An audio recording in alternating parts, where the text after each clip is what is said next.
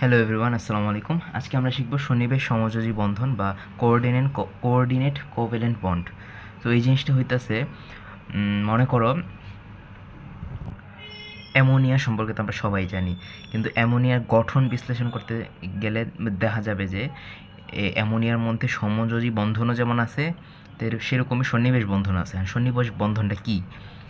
So যদি অ্যামোনিয়ার গাঠনিক স্ট্রাকচারটা দেখি তাহলে দেখবো যে এটা হইতেছে কেন্দ্রীয় পরমাণু হিসেবে নাইট্রোজেন থাকে। এখন নাইট্রোজেনের বাইরের শক্তি স্তরে কয়টা ইলেকট্রন থাকে? 5টা, রাইট? এখন 5টার মধ্যে 2টা থাকে বা এক জোড়া হচ্ছে মুক্তজোড় ইলেকট্রন থাকে। এই মুক্তজোড় ইলেকট্রন কোনো ধরনের কোনো বন্ধনে আবদ্ধ হয় না।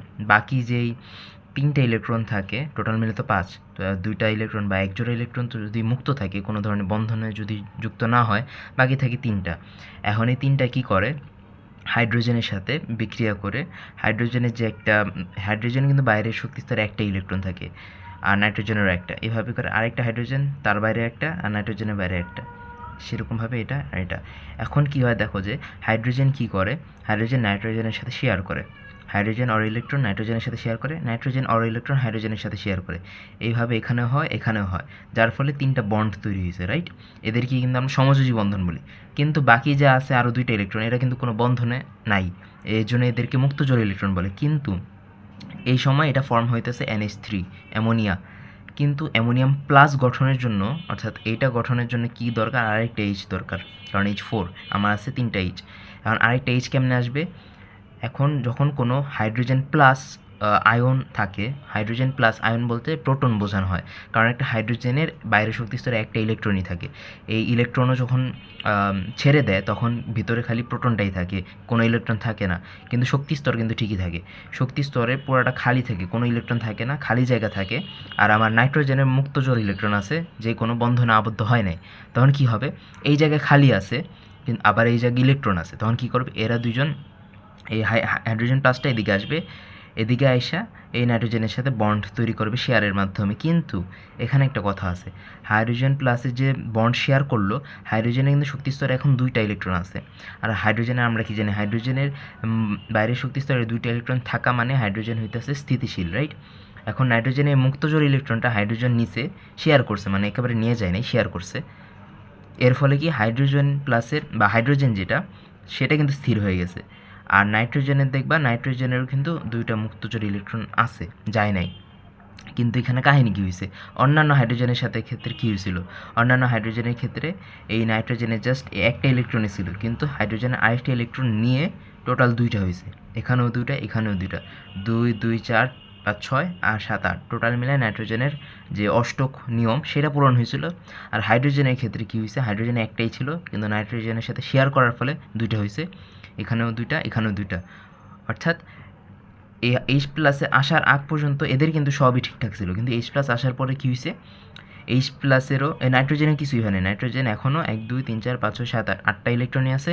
আর এখানকার যে হাইড্রোজেন, এদেরও 2 এর নিয়মে মেনে চলছে বাইরের যে শক্তিস্তর। কিন্তু এই হাইড্রোজেন প্লাস আইসা নাইট্রোজেনের যে মুক্তজোড় ইলেকট্রন, সেটার আর মুক্তজোড় রাখে নাই, সেটারও বন্ধন জোড় করে ফেলছে। অর্থাৎ সেটার সাথে হাইড্রোজেন প্লাস নাইট্রোজেনের এই মুক্তজোড় ইলেকট্রনের সাথে বন্ধন গঠন করছে। কিন্তু এই জিনিসটা খেয়াল করলে দেখবা যে হাইড্রোজেনের কিন্তু কোনো ইলেকট্রনই ছিল না, কিন্তু এখন 2টা ইলেকট্রন আছে। আর নাইট্রোজেনের এই জায়গায় 2টা ইলেকট্রন ছিল, এখনও 2টা ইলেকট্রন আছে। অর্থাৎ নাইট্রোজেনের 2টা ইলেকট্রনই হাইড্রোজেনকে শেয়ার করছে, কিন্তু হাইড্রোজেনকে দেয় নাই। অর্থাৎ হাইড্রোজেন এই 2টা ইলেকট্রন নিয়ে নিজের জায়গায় যেতে পারে নাই। হাইড্রোজেনের এখনও নিজের কোনো ইলেকট্রন নাই, এটা নাইট্রোজেনের ইলেকট্রন শেয়ার করে চলতেছে। কিন্তু নাইট্রোজেন কিন্তু হাইড্রোজেনের থেকে কোনো ইলেকট্রন শেয়ার পাইতেছে না। যেমন এই ক্ষেত্রে দেখো, আমি আরেকবার বলি যে নাইট্রোজেন এই জায়গায় কিন্তু একটা ইলেকট্রন ছিল, কিন্তু হাইড্রোজেনের আরেকটা ইলেকট্রন হাইড্রোজেন নাইট্রোজেনকে শেয়ার করছে, যার ফলে নাইট্রোজেনের 2টা ইলেকট্রন হয়েছে। এভাবে করে 2 2 4 5 6 আর 7 8 এরকম ছিল। আর নাইট্রোজেনের যে একটা ইলেকট্রন, হাইড্রোজেনের কিন্তু একটাই ছিল। এই একটা, কিন্তু আমার আরেকটা লাগে, হাইড্রোজেনের আরেকটা লাগে। তাহলে কী হবে? নাইট্রোজেনের এটা শেয়ার করে ওইও 2 এর পূরণ করছিল। অর্থাৎ প্রত্যেকে একে অপরের সাথে ইলেকট্রন ভাগাভাগি করে নিজেদের মতো সেটেল হয়ে গেছে। কিন্তু এই হাইড্রোজেনে কী করছে? নাইট্রোজেনের 2টা ইলেকট্রন শেয়ার করছে ঠিকই, কিন্তু ওর শেয়ার করার মতো কিছুই নেই। অর্থাৎ নাইট্রোজেনও কিন্তু নিজের খরচ চালাইতেছে। মানে এখানে বোঝানোর জন্য বলতেছি, ধরো নাইট্রোজেন হইতেছে বাসার কর্তা, ঠিক আছে? আর হাইড্রোজেন হইতেছে তার ওয়াইফ। এখন কি হবে? সে যদি ধরো কোনো এক বাসায় বাড়ির কর্তা হচ্ছে 10,000 টাকা কামায়, তার ওয়াইফ হচ্ছে 10,000 টাকা কামায়, তাহলে কি তাদের পুরো ফ্যামিলি চলবে তাদের দুইজনের টাকা দিয়ে, অর্থাৎ দুইজনেই একে অপরের সাথে শেয়ার করে চলতেছে, যেমনটা হয়েছে নাইট্রোজেন আর এই যে এখানকার যে হাইড্রোজেন এদের সাথে। এই হাইড্রোজেনও তার ইলেকট্রন ওর সাথে শেয়ার করে সেটেল হয়েছে, নাইট্রোজেনও তার ইলেকট্রন ওর সাথে হাইড্রোজেনের সাথে শেয়ার করে সেটেল হয়েছে। কিন্তু আরেকটা ফ্যামিলিতে যদি দেখো যে বাড়ির কর্তা বাবা বা হাজব্যান্ড, সেই যদি টাকা কামায় ধরো 20,000 টাকা, কিন্তু তার ওয়াইফ কোনো টাকা কামায় না, অর্থাৎ তার হাজব্যান্ডের টাকা দিয়ে হাজব্যান্ড নিজে চলে, আবার তার হাজব্যান্ডের টাকা দিয়ে তার ওয়াইফও চলে, অর্থাৎ ওয়াইফের নিজস্ব কোনো ইনকাম নয়, ওয়াইফ চলে তার হাজব্যান্ডের টাকা দিয়ে, আবার হাজব্যান্ড নিজেও চলে তার নিজের টাকা দিয়ে। এরকমই হয়েছে নাইট্রোজেন আর উপরে হাইড্রোজেন প্লাসের সাথে। নাইট্রোজেনের দুইটা ইলেকট্রন নাইট্রোজেন নিজে রেখে সেটেল হয়েছে, আবার সেই দুইটা ইলেকট্রন হাইড্রোজেন প্লাসকেও শেয়ার করছে, যার ফলে হাইড্রোজেন প্লাসও সেটেল হয়েছে। অর্থাৎ যে শেয়ার যে করছে, শেয়ার কিন্তু দুইজনে মিলাই করে নাই, এই নাইট্রোজেন তার নিজের ইলেকট্রনই সে নিজেও ইউজ করছে, আবার হাইড্রোজেনকেও দিছে। অর্থাৎ এই জায়গায় এই যে বন্ডটা তৈরি হলো এটাকেই বলে সন্নিবেশ সমযোজী বন্ধন। অর্থাৎ কী হয়েছে, এখানে সন্নিবেশ বন্ধন গঠন হয়েছে, এই কারণেই আমরা NH4 প্লাস এভাবে লিখি। প্লাস কেন, ওই যে H প্লাস যে আসছিল এই কারণে। এখানে সন্নিবেশ বন্ধনটা এটাই যে যখন কোনো সমযোজী বন্ধনে আবদ্ধ পরমাণু দুইটা যখন একে অপরের সাথে ইলেকট্রন শেয়ার করে, তখন কি হয়, ইলেকট্রন যেখানে যার থেকে আসছে, অর্থাৎ ইলেকট্রন দুইটা যে শেয়ার করছে বা যতগুলো ইলেকট্রনই হোক শেয়ার করছে, তারা কিন্তু যে কোনো একটা মৌল থেকে আসছে, একটা মৌল থেকে ইলেকট্রনগুলো আসছে, আর আরেকটা মৌলের কোনো ইলেকট্রনই নাই। এরকম যদি কোনো ঘটনা ঘটে তাইলে সেটাকে আমরা সন্নিবেশ বলবো।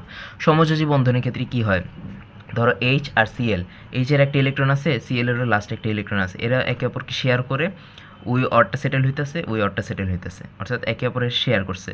কিন্তু অ্যামোনিয়ার ক্ষেত্রে হয়েছে, অ্যামোনিয়াম প্লাসের ক্ষেত্রে হয়েছে কি, যে এই হাইড্রোজেন ওর কোনো ইলেকট্রনই নাই, কিন্তু নাইট্রোজেনের ইলেকট্রন আছে, তাই কী করছে, ও শেয়ার করছে, নাইট্রোজেন নিজেরটাও চলতেছে, ওরেও চালাইতেছে, কিন্তু হাইড্রোজেনের কোনো ইলেকট্রনই নাই।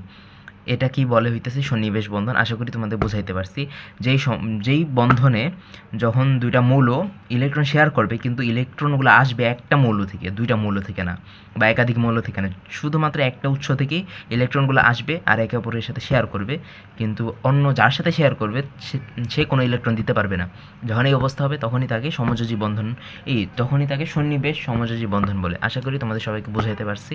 এরকম আরও বেসিক ক্লিয়ার করতে চাইলে আমার কমেন্ট বক্সে কমেন্ট করো, আর আমার ফেসবুক পেজটা লাইক দিয়ে রাখো, আর ইউটিউব চ্যানেলটা সাবস্ক্রাইব করে রাখো। ধন্যবাদ সবাইকে।